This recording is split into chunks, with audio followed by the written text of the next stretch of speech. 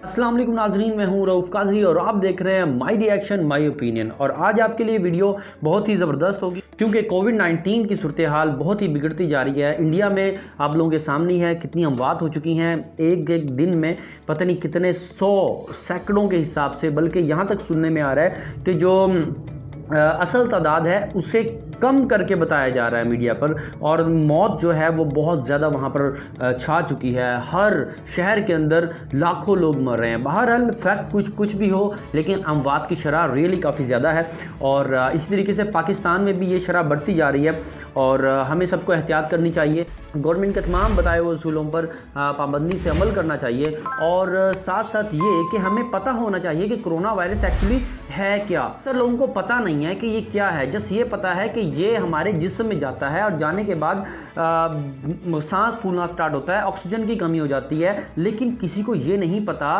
कि ये होता कैसे है, एक्चुअली ये काम कैसे करता है। तो मेरी 3-4 लोगों से बात हुई, लेकिन किसी को भी इस चीज़ का नहीं पता। बहुत कम लोगों को इस चीज़ का पता जो थोड़े बहुत एजुकेटेड हैं। तो एक बहुत ही अच्छी वीडियो जो कि प्रोफेसर ऑफ हाउ एक चैनल है, उनके चैनल पर मैंने देखी, विजिट कर रहा था, जब देखी तो पता चला कि बहुत इन्फॉर्मेटिव है और हर एक आम शख्स को पता होना चाहिए। बहुत सादा अल्फाज में बताया गया है। तो चलिए वो वीडियो देखते हैं और हेल्प हो जाएगी हम लोगों की, हमें पता चलेगा कि ये काम कैसे करता है और हमें करना क्या है। तो चलिए नाजरीन शुरू करते हैं और देखते हैं कि इस वीडियो के अंदर हमारे लिए क्या कुछ मौजूद है और हमें क्या कुछ सीखने को मिलेगा अबाउट कोरोना वायरस।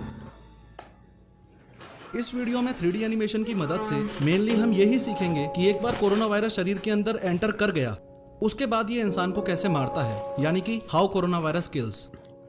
हमें दिखाई दे या नहीं, पर जब कोई इंसान खांसता है तो उसके मुंह और नाक से करीबन 3000 सलाइवा ड्रॉपलेट्स निकलती हैं, और जब इंसान छींकता है तो करीबन 40,000 ड्रॉपलेट्स निकलती हैं। अब चौंकाने वाली बात यह है कि इस एक सलाइवा ड्रॉपलेट में, यानी कि इस एक थूक की बूंद में करीबन 20 लाख कोरोना वायरस तक होते हैं, और जब ये ड्रॉपलेट्स निकलती हैं तो करीबन 300 किलोमीटर पर आवर की स्पीड से 1 मीटर दूर तक जा सकती हैं। इसलिए आपको बार बार बोला जाता है कि कम से कम 1 मीटर की दूरी बनाए रखो। पर सवाल ये है कि क्या कोरोना वायरस हवा में फ्लोट कर सकता है? इसके 2 जवाब हैं। पहला जवाब है हाँ, कोरोना वायरस हवा में तैर सकता है, पर एक स्पेशल केस में। वो ऐसे कि हमें दिखे या ना दिखे, लेकिन हमारे चारों तरफ डस्ट पार्टिकल्स होते हैं। अब कोरोना वायरस से इन्फेक्टेड इंसान जैसे ही ड्रॉपलेट्स निकालेगा, ये ड्रॉपलेट्स इन छोटे छोटे डस्ट पार्टिकल्स पर जाकर बैठ जाती हैं और वहाँ पे 2 से 3 घंटे तक रह सकती हैं। अब जैसे ही कोई और इस जगह से गुजरेगा तो पूरे चांसेस हैं कि इन ड्रॉपलेट्स को इनहेल कर लेगा और इन्फेक्टेड हो जाएगा। बिल्कुल। क्या कोरोना वायरस हवा में तैरता है? इस सवाल का दूसरा जवाब है ना, कोरोना वायरस हवा में नहीं तैरता, क्योंकि वैज्ञानिकों को अभी तक ऐसा कोई सबूत नहीं मिला है कि कोरोना वायरस एक इंसान में से निकलकर बहती हवा के साथ उड़ता हुआ आसपास हर जगह में फैल जाए। मतलब सतह के ऊपर जाके स्प्रे करता है। ही फैलता है। कोरोना वायरस से इन्फेक्टेड आदमी से निकल के जो ड्रॉपलेट्स डस्ट पार्टिकल्स पर नहीं टिक पाती, वो आसपास के सरफेसेस पर आके टिक जाती हैं। जैसे कि कोरोना वायरस ग्लास पे 96 घंटे तक रह सकता है, प्लास्टिक और स्टील पे 72 घंटे तक रह सकता है, कार्डबोर्ड पे 24 घंटे तक, एक्सेट्रा।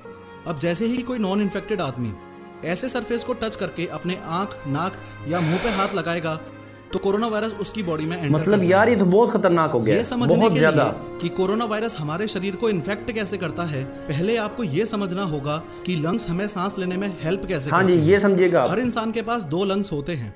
इसे बोला जाता है विंड पाइप, यानी कि सांस लेने की नली।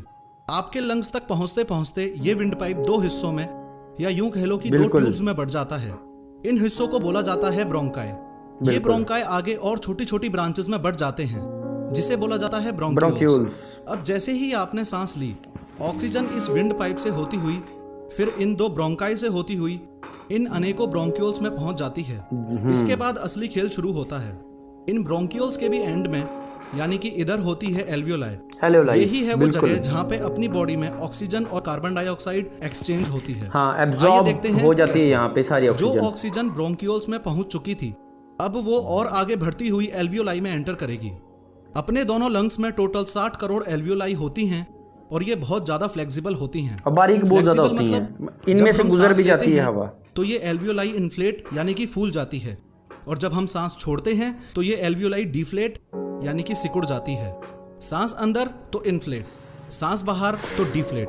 अब होता यह है कि ये एल्वियोलाई पूरी तरह से कैपिलरीज से यानी कि कोशिकाओं से घिरी हुई होती है। ये वो ही कोशिकाएं हैं जिनमें हमारा खून बहता है। खास बात यह है कि इस एल्वियोलाई और कैपिलरी की बाउंड्री इतनी हद से ज्यादा पतली होती है कि इसमें ऑक्सीजन और कार्बन डाइऑक्साइड भी आर पार क्रॉस कर सकते हैं। बिल्कुल। अब ध्यान से समझना, बॉडी में जितनी भी कार्बन डाइऑक्साइड यानी कि CO2 थी वो कैपिलरी से एल्वियोलाई में आई और सांस छोड़ते वक्त शरीर से बाहर चली गई। ठीक है। और एल्वियोलाई में जो ऑक्सीजन यानी कि O2 हमने अंदर ली थी वो इन कैपिलरीज के द्वारा हार्ट में चली जाती है और फिर बाकी शरीर में। CO2 कैपिलरी से एल्वियोलाई में और फिर बाहर, एंड O2 एल्वियोलाई से कैपिलरीज में और फिर शरीर के अंदर। बिल्कुल। खैर, अब आपने शायद बचपन में पढ़ा होगा कि हमारा पूरा शरीर सेल से ही बनता है, तो अब ऑब्वियस बात है कि ये एल्वियोलाई जो हमारे लंग्स की एंडिंग है वो भी सेल से बनी होती है। बिल्कुल। ये ब्रोंक्यूल्स भी सेल से बने हैं, ये ब्रोंकाई भी सेल से बनी है। बिल्कुल। Lungs, wind pipe, stomach, brain वगैरह सब सेल से मिलकर बने। ठीक है। अगर इस जगह बहुत ज्यादा जूम इन कर दिया जाए तो जिस सेल की हम बात कर रहे हैं वो कुछ ऐसा होता है। हाँ जी, बिल्कुल। ये हमारे शरीर की सबसे छोटी यूनिट है। हमारा शरीर ऐसे 37 लाख करोड़ सेल्स से मिलकर बना है। इसमें बाहर की तरफ ये सेल मेम्ब्रेन यानी कि एक प्रकार की बाउंड्री होती है। सारा खेल इस सेल मेम्ब्रेन में घुसने का है। हाँ, अगर ये कोरोना वायरस इस सेल मेम्ब्रेन में घुस गया समझिएगा तो फिर वो अपनी करोड़ों कॉपीज बना लेगा और इंसान को इन्फेक्ट कर देगा। अब ध्यान से समझो कि कोरोना वायरस सेल में घुसता कैसे है। मैक्सिमम केसेस में ये कोरोना वायरस इन लंग्स की बाउंड्री वाले सेल्स पर ही अटैक करता है। क्यों? ऐसा क्यों? हाथ के सेल्स में नहीं, पैर के सेल्स में नहीं, ब्रेन के सेल्स में नहीं, सिर्फ लंग्स की बाउंड्री वाले सेल में ही क्यों? क्योंकि लंग्स की बाउंड्री वाले सेल में ACE2 रिसेप्टर पाया जाता है। अब जैसे कोरोना वायरस के ऊपर ये कांटे लगे हुए होते हैं, वैसे ही लंग्स की बाउंड्री वाले सेल्स के ऊपर भी कांटे लगे हुए होते हैं। कोरोना वायरस वाले कांटों को स्पाइक प्रोटीन बोला जाता है और सेल्स के ऊपर लगे कांटों को ACE2 रिसेप्टर बोला जाता है। इसको आप ऐसे समझ सकते हो कि ये कोरोना वायरस पे जो स्पाइक प्रोटीन है वो चाबी है और सेल पर जो ACE2 रिसेप्टर है वो ताला है। यही कारण है कि कोरोना वायरस हाथ के सेल्स में नहीं, पैर के सेल्स में नहीं, ब्रेन के सेल्स में नहीं, सिर्फ लंग्स की बाउंड्री वाले सेल्स पर ही अटैक करता है। क्योंकि हाथ, पैर, ब्रेन के सेल्स में ACE2 रिसेप्टर नहीं पाया जाता और जो इस कोरोना वायरस की चाबी का सही ताला है वो लंग्स के सेल पे ही है। ध्यान में रखने वाली बात यह है कि ये सेल मेम्ब्रेन सेमी परमिएबल होती है। इसका मतलब सेल के आसपास प्रेजेंट सभी चीजें सेल के अंदर एंटर नहीं कर सकती, पर कोई कोई कर सकती हैं। जैसे न्यूट्रिएंट सेल के बाहर से अंदर जा सकते हैं और सेल के अंदर जो वेस्ट मटेरियल होगा वो बाहर जा सकता है। अब जैसे ही सेल के ACE2 रिसेप्टर पर ये कोरोना वायरस जाके लॉक हो जाता है, वैसे ही सेल को लगता है ये फ्रेंडली चीज है और सेल एंट्री अलाउड कर देता है। हाँ जी, बस यहीं से तबाही शुरू। अब कोरोना वायरस अपना RNA डायरेक्टली सेल के अंदर ट्रांसफर कर देगा और पूरे सेल को हाईजैक कर लेगा और कोरोना वायरस की स्पाइक प्रोटीन सेल को बोलेगा कि जो भी काम तू कर रहा था वो बंद कर और जो काम मैं बताता हूँ वो कर, मेरी कॉपीज बना। हाँ जी। ये जो कोरोना वायरस का RNA है, इसके जीनोमिक कोड्स के अंदर कॉपीज बनाने की इंस्ट्रक्शंस होती हैं। अब कुछ ही दिनों में हमारा बॉडी सेल कोरोना वायरस की लाखों करोड़ों कॉपीज बना देगा और कम स्पेस होने की वजह से प्लस दूसरे कारणों की वजह से खुद डिस्ट्रॉय हो जाएगा। अब मान लीजिए कोरोना वायरस इंसान की बॉडी में 1 तारीख को एंटर किया, तो सबसे पहली बार इन्फेक्शन फैलाने में, या यूं कह लो कि ये सबसे पहला सेल डिस्ट्रॉय होकर कोरोना वायरस की करोड़ों कॉपीज बनने में 2 से 10 दिन तक लग सकते हैं। इसी समय को इंक्यूबेशन पीरियड बोलते हैं। यही सबसे बड़ा कारण है कि कोरोना वायरस इतनी तेजी से पूरी दुनिया में वहां पे जाके फट जाएगा, यानी कि ऐसा बिल्कुल हो सकता है कि आपके सामने खड़े इंसान की बॉडी में कोरोना वायरस ऑलरेडी प्रेजेंट है, लेकिन क्योंकि अभी वो बुखार या और सिम्टम्स शो नहीं कर रहा, या यूं कह लो कि वो अभी इंक्यूबेशन पीरियड में है, तो आपको लग रहा है कि सामने वाला इंसान कोरोना वायरस इंफेक्टेड नहीं है और आप 1 मीटर की दूरी बनाए बिना ही उससे इंटरेक्ट कर रहे हो।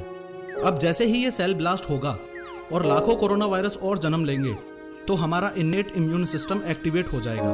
वो इन सभी कोरोना वायरस को मारने में लग जाएगा। याद रहे कि आपको कोविड-19 में बुखार भी इसलिए होता है क्योंकि आपका इम्यून सिस्टम कोरोना वायरस से लड़ रहा है और लड़ते लड़ते वो हॉस्टाइल एनवायरनमेंट क्रिएट कर देता है, जैसे कि बॉडी का टेम्परेचर बढ़ा देना ताकि वायरस मर जाए। ये देखेगा। अब जो यंग लोग कोरोना वायरस से रिकवर कर रहे हैं, उसके पीछे की साइंस समझते हैं। जब ये कोरोना वायरस और इम्यून सिस्टम की लड़ाई हो रही होती है, उस टाइम हमारा एडवांस्ड इम्यून सिस्टम एक्टिवेट हो जाता है, जिसे एडेप्टिव इम्यून सिस्टम भी बोलते हैं। वो फिर फटाफट से एंटीबॉडीज रिलीज करना शुरू कर देता है। ये एंटीबॉडीज कोरोना वायरस के स्पाइक प्रोटीन्स पर जाके कनेक्ट हो जाती हैं। अब कोरोना वायरस फंस गया क्योंकि हमारे इम्यून सिस्टम ने उसकी सभी चाबियों पे गलत ताला कनेक्ट कर दिया। इससे कोरोना वायरस सेल के ACE2 रिसेप्टर पर कनेक्ट नहीं हो पाएगा और एंटीबॉडीज बनाना स्टार्ट एंटर करके अपनी और कॉपीज नहीं बना पाएगा। हाँ, चलो वो सब तो ठीक है, पर ये जो इतने सारे कोरोना वायरस ऑलरेडी बन चुके हैं, इनका क्या होगा? इनका ये होगा कि जैसे ही इन पे एंटीबॉडीज कनेक्ट होंगी तो हमारे मैक्रोफेजेस एक्टिवेट हो जाएंगे। मैक्रोफेजेस एक प्रकार के व्हाइट ब्लड सेल्स हैं जो इम्यून सिस्टम वहीं से डिस्कनेक्ट कर देते हैं। मैक्रोफेजेस वहां जाएंगे जहां एंटीबॉडीज होंगी और एंटीबॉडीज के साथ कोरोना वायरस को भी इंसर्ट कर लेंगे। खास बात यह है कि एंटीबॉडीज सिर्फ एक कोरोना वायरस से नहीं बल्कि एक से ज्यादा कोरोना वायरस से कनेक्ट हो सकती हैं, जिससे मैक्रोफेजेस कोरोना वायरस को बल्क में खा पाएंगे। अब आपके मन में यह सवाल होगा कि जब हमारा एडेप्टिव इम्यून सिस्टम ऐसी एंटीबॉडीज बनाकर कोरोना वायरस की चाबियों पे कनेक्ट कर सकता था तो उसने एकदम शुरुआत में सबसे पहले वाले कोरोना वायरस पे ही कनेक्ट क्यों नहीं कर दी? वो इसलिए क्योंकि इन एंटीबॉडीज को बनाने में टाइम लगता है। जो हमारा एडवांस्ड इम्यून सिस्टम है वो पहले इस कोरोना वायरस के स्पाइक प्रोटीन को समझता है, उसके बाद उसी हिसाब से एंटीबॉडीज बनाता है। कोरोना वायरस का फैटेलिटी रेट एल्डरली लोगों में ज्यादा है और यंगर लोगों में कम। ऐसा इसलिए है क्योंकि एल्डरली लोगों का इम्यून सिस्टम कमजोर होता है। लेकिन इम्यून सिस्टम कमजोर होने का मतलब क्या? इम्यून सिस्टम कमजोर होने का मतलब ये है कि बड़े बूढ़े लोगों में ये एंटीबॉडीज उतनी मात्रा में नहीं बन पाती जितनी जरूरत है।